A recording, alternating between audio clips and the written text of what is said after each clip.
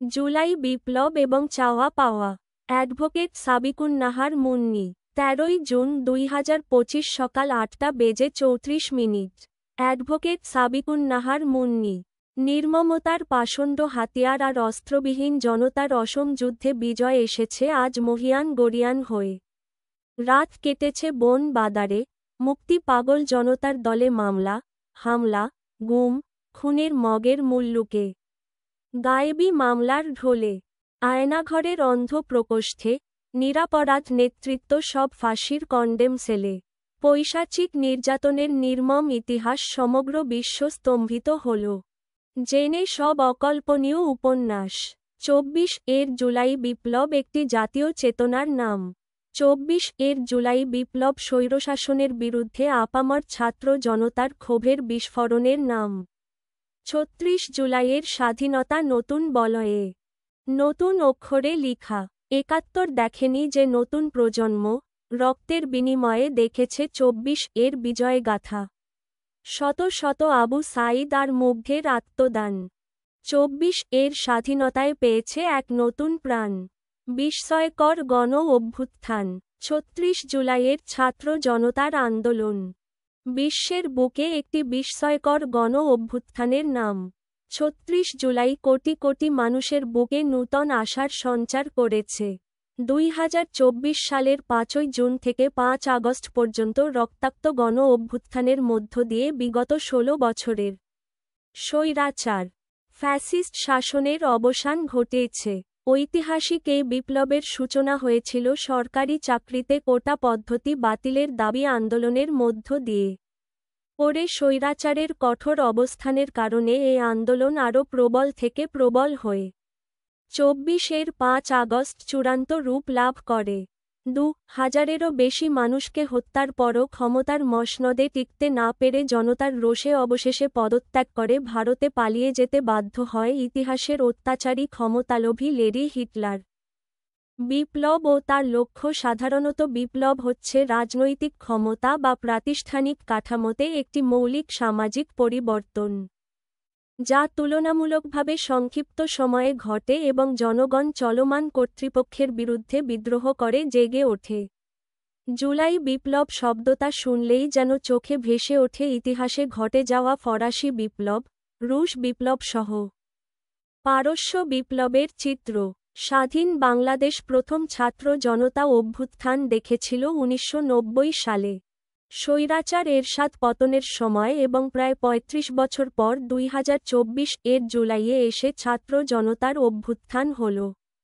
কোটা সংস্কার আন্দোলনকে কেন্দ্র করে বাংলা ব্লকেড শব্দটির সাথে জনমনের একাত্মতাকে স্বৈরাচার সরকারের দমিয়ে রাখার প্রয়াসে নতুন ট্যাগ লাগানোর উদ্দেশ্যে রাজাকারের নাতি পুতি বলে সম্বোধন করাই তীব্র প্রতিবাদে ফুঁসে উঠে দেশের ছাত্র সমাজ।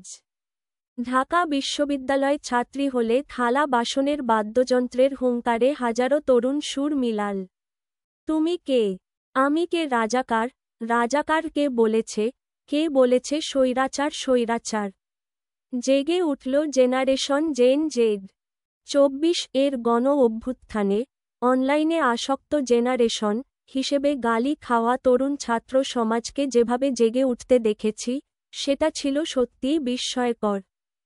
শিক্ষার্থীদের পাশে এসে দাঁড়িয়ে যাওয়া শিক্ষকদের ভূমিকাও ছিল অনবদ্য।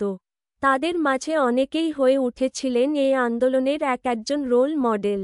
কারাবন্দী ছাত্রের জন্য শিক্ষক সমাজের উদ্বিগ্নতা, ছাত্র নেতাদের মুক্তির জন্য বলিষ্ঠ কণ্ঠে কথা বলা, পরিবারের পাশে দাঁড়ানো, আহত ছাত্রদের দেখতে হাসপাতালে ছুটে যাওয়া, পুলিশের হাতে বন্দি ছেলের পিঠ চাপড়ে মায়ের সাহস দেয়া প্রভাবিত করেছিল শিক্ষার্থীসহ গোটা ছাত্র সমাজকে। শিক্ষক সমাজের একজন অভিভাবক সামাজিক যোগাযোগ মাধ্যমে ১৮ জুলাইয়ে লিখেছিলেন, স্টপ জেনোসাইড।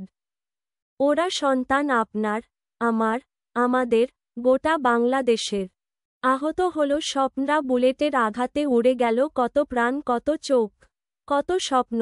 পুলিশি বুলেটে আবু সাঈদের অটল বিশ্বাসে ভরা বুকটা যখন ঝাঁঝরা হয়ে যায়। পানি লাগবে পানি বলে বন্ধুদের পানি খাওয়ানোরত অবস্থায় উচ্ছল উদীয়মান যুবক মুগ্ধের গুলিবিদ্ধ হওয়া। পুলিশের সাজোয়া যানের ওপর থেকে এমআইএসটির মেধাবী ছাত্র ইয়ামিনকে ফেলে দেয়ার দৃশ্য এই আন্দোলনে নতুন গতির সঞ্চার করে। শুরু হয় বাংলা বসন্ত। অত্যাচারী শাসক তখন পতঙ্গের মতো পতন আগুনের দিকেই ঝুঁকে পড়ে। রাষ্ট্রীয় আইনশৃঙ্খলা রক্ষাকারী বাহিনীর নিষ্ঠুরতা, অপেশাদারী আচরণ ও মন্ত্রী আমলাদের বিতর্কিত ন্যারেটিভ পাল্টে দিল আন্দোলনের গতিধারা। বিক্ষোভে ফুঁসে উঠল সারা দেশের হাজারো তরুণ। ভাষা এবং শব্দের ব্যবহারে মতাদর্শের প্রতিফলন কিভাবে ঘটে এবং তার প্রতিবাদ কেমন হওয়া উচিত। জেন জি তার প্রতিক্রিয়া দেখালো ব্যতিক্রম ধারায়, যার ফলে অকুতোভয় ছাত্র জনতা মৃত্যুকে আলিঙ্গনের নেশায় ঝাঁপিয়ে পড়ল একে একে। রাজপথ রক্তে প্লাবিত হল। স্লোগান উঠে, আমার ভাই মরল কেন? প্রশাসন জবাব চাই। আসছে ফাল্গুন, আমরা হব দ্বিগুণ। প্রবল আন্দোলনের মুখে কোটা আন্দোলনের দাবি এসে দাঁড়িয়েছিল ৯ দফায়। রাষ্ট্রের সর্বত্র অরাজকতা, অব্যবস্থাপনা, দমন-পীড়ন, গুমের রাজনীতি দংশন করল রিকশা চালক, চা বিক্রেতা, বুদ্ধিজীবী, পেশাজীবী, আইনজীবী, সাংবাদিক, শিল্পী সমাজ, শিক্ষক সমাজসহ সমাজের সর্বস্তরের মানুষকে। এই গণ অভ্যুত্থানকে আর কারফিউ দিয়েও থামানো যায়নি। পাবলিক বিশ্ববিদ্যালয়ের পাশে দাঁড়িয়ে গিয়েছিল একে একে প্রাইভেট বিশ্ববিদ্যালয়সহ স্কুল কলেজের অগণিত শিক্ষার্থী। দেয়াল ছেয়ে যায় প্রতিবাদী গ্রাফিতি এবং দেয়াল লিখনে। প্রতিবাদের ভাষা গায়ে ফুটল শব্দের চাবুক হয়ে। একটা দেশের রাজা চুপ, অথচ রাজপথ কথা বলে। সুবোধ, তুই পালিয়ে যা, এখন সময় পক্ষে না। আসছে ফাল্গুন, আমরা হব দ্বিগুণ। ব্লাডি জুলাই, আমি মেট্রোরেল হতে চেয়েছিলাম, আল্লাহ আমাকে ছাত্র বানালো। তুই মোর ছাওয়াক চাকরি না দিবু না দে, কিন্তু মারলু কেনে? এভাবে আন্দোলনকারীদের ডাকে গণমিছিল ও দ্রোহযাত্রায় উত্তাল হয়ে উঠেছিল রাজপথ। এখন যৌবন, যার যুদ্ধে যাবার শ্রেষ্ঠ সময়ে তার কবির ডাকে যৌবনের গান গেয়ে জীবন বাজি রেখে সাড়া দিয়েছিল বলেই অপ্রত্যাশিতভাবে এবং অনেকটা নাটকীয়ভাবেই স্বৈরাচারের গ্র্যান্ড মাদার পালিয়ে যেতে বাধ্য হয়। দুনিয়ার কোনো বিপ্লব বা গণ অভ্যুত্থান আইন কানুন বা সংবিধান মেনে হয়নি। বিগত ১০০ বছরের বিশ্ব রাজনীতি ও বিভিন্ন দেশের রাজনৈতিক আন্দোলন পর্যালোচনা করলে দেখা যায় এই সময়ের মধ্যে বিশ্বে বড় ধরনের প্রায় ৪০০ আন্দোলন হয়েছে। অনেক দেশেই আন্দোলন সফল হয়েছে, আবার অনেক আন্দোলনে প্রচুর রক্তপাত হয়েছে। দুনিয়ার কোনো বিপ্লব বা গণ অভ্যুত্থান আইন কানুন, নিয়ম বা সংবিধান মেনে হয়নি। বাংলাদেশের ৫ আগস্টের পরিবর্তনও তাই। বিপ্লব বা গণ অভ্যুত্থানের পরের ঘটনাপ্রবাহ নির্দিষ্ট কোনো নিয়ম মেনে চলে না। বাংলাদেশে গণ অভ্যুত্থান ঘটেছে ছাত্রদের নেতৃত্বে নানা মতো ও পথের রাজনৈতিক শক্তির অংশগ্রহণে। মাফিয়ার গড মাদার পালিয়ে যাওয়ার পর গণ অভ্যুত্থানের শক্তিগুলোর মধ্যে প্রকাশ্যে অপ্রকাশ্যে নানা আলোচনা ও তৎপরতার মধ্য দিয়েই একটি সমঝোতা ও ঐকমত্যের ভিত্তিতেই প্রফেসর ইউনূসকে প্রধান উপদেষ্টা করে অন্তর্বর্তী সরকার গঠিত হয়েছে।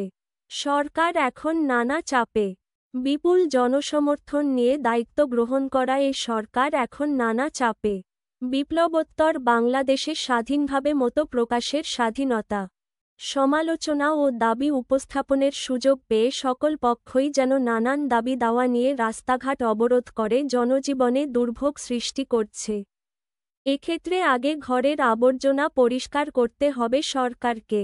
শেখ সাদি বলেছেন, একটি সাজানো বাগান ধ্বংসে একটি বানরই যথেষ্ট। এক গ্লাস দুধ এক ফোঁটা চোনাই নষ্ট করে দিতে পারে। তেমনি একজন ব্যক্তির অযোগ্যতা, ষড়যন্ত্র এবং উচ্চাভিলাষ একটি সরকারকে করতে পারে বিতর্কিত, বিপদগ্রস্ত। বর্তমানে অন্তর্বর্তী সরকারের ক্ষেত্রেও যেন এ কথাটি প্রযোজ্য। একটি অস্বস্তিকর পরিস্থিতির দিকে ক্রমশ ধাবিত হচ্ছে দেশ। বিপ্লবের পর প্রায় ১০ মাস অতিবাহিত হতে চলল। এটা অত্যন্ত স্পষ্ট যে একটি অস্বস্তিকর পরিস্থিতির দিকে ক্রমশ ধাবিত হচ্ছে দেশ। নির্বাচনী রোড ম্যাপ ঘোষণায় বিলম্ব নিয়ে অন্তর্বর্তী সরকারের সাথে রাজনৈতিক দলের একটি বিশেষ অংশের সন্দেহ ও আস্থাহীনতার সম্পর্ক তৈরি হয়েছে। ইতোমধ্যেই বিচার, সংস্কার ও নির্বাচন নিয়ে রাজনৈতিক দলসমূহ নিজেদের মাঝেও বিতর্কে জড়িয়ে পড়েছে। পরস্পরকে আক্রমণাত্মক ভাষায় কথা বলছে, যা ২৪ এর বিপ্লবের চেতনা বিরোধী। আবার দেশের রাজনৈতিক অঙ্গনে খুব দ্রুততার সাথে একের পর এক পট পরিবর্তন হচ্ছে। আইনশৃঙ্খলা পরিস্থিতির বিষয়ে সতর্ক থাকা প্রয়োজন, এজন্যে যে দেশটাকে স্ট্যাবল হতে না দেবার জন্য ভেতরে থাকা পতিত স্বৈরাচারের দোসররা সবসময়ই সক্রিয় আছে। প্রয়োজন দায়িত্বশীল আচরণ, রাজনৈতিক দল, সেনাবাহিনী, অন্তর্বর্তীকালীন সরকার, আন্তর্জাতিক অঙ্গন অর্থাৎ এই ৪টি সেক্টরের মাঝে সমন্বিতভাবে কাজের ঘাটতি হলে দেশ একটি অনাকাঙ্ক্ষিত পরিস্থিতির দিকে ধাবিত হতে পারে।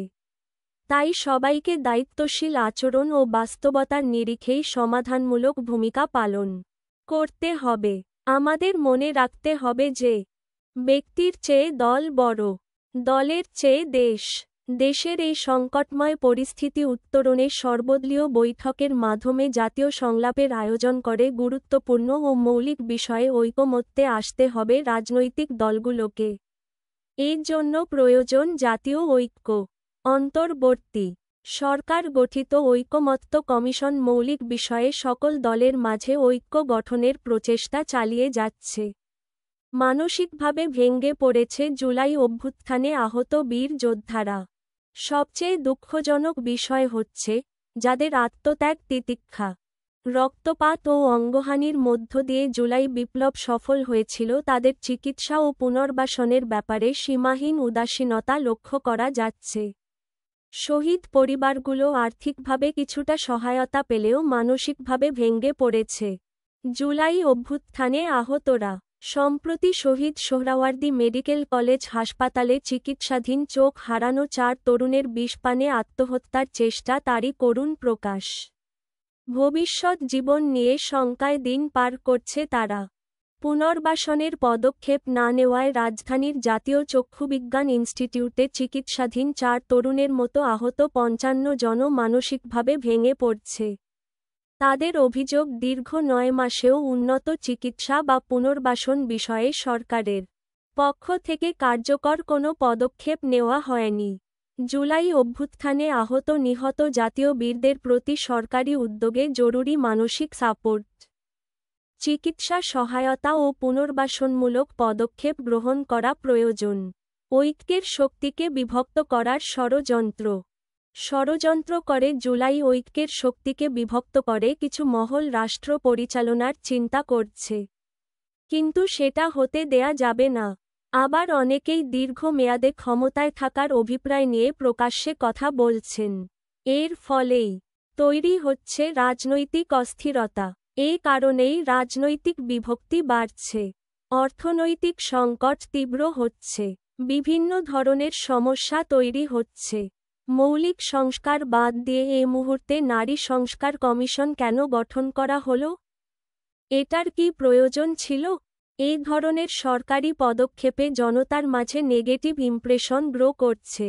সুপারিশকৃত এ প্রতিবেদনগুলো জনগণকে বিভক্ত ও দেশকে অস্থিতিশীল করার চেষ্টা ছাড়া আর কিছুই নয়। লক্ষ্য করা যাচ্ছে যে পরিকল্পিতভাবে বর্তমানে জনপ্রশাসনেও বিশৃঙ্খল অবস্থার সৃষ্টি করা হচ্ছে, যা নিয়ন্ত্রণে এই সরকারকে কৌশলী হতে হবে। মনে রাখতে হবে, জুলাই আগস্ট বিপ্লবের মূল উদ্দেশ্যই ছিল স্বৈরাচার উৎখাত করা এবং স্বৈরতান্ত্রিক ব্যবস্থার মূলোৎপাটন করা। এর জন্যে প্রয়োজন রাজনৈতিক সংস্কার। সরকার সংস্কারের উদ্দেশ্যে ১১টি কমিশন গঠন করেছে। প্রয়োজনীয় সংস্কার ব্যতীত নির্বাচনের জন্য তড়িঘড়ি করলে বিপ্লবের মূল উদ্দেশ্যই ব্যাহত হবে।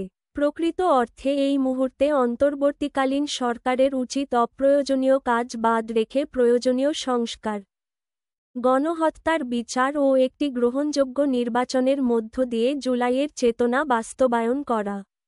আপাতত নির্বাচন, সংস্কার ও বিচার, এই ৩ কাজেই সীমাবদ্ধ থাকতে হবে অন্তর্বর্তী সরকারের কার্যক্রম।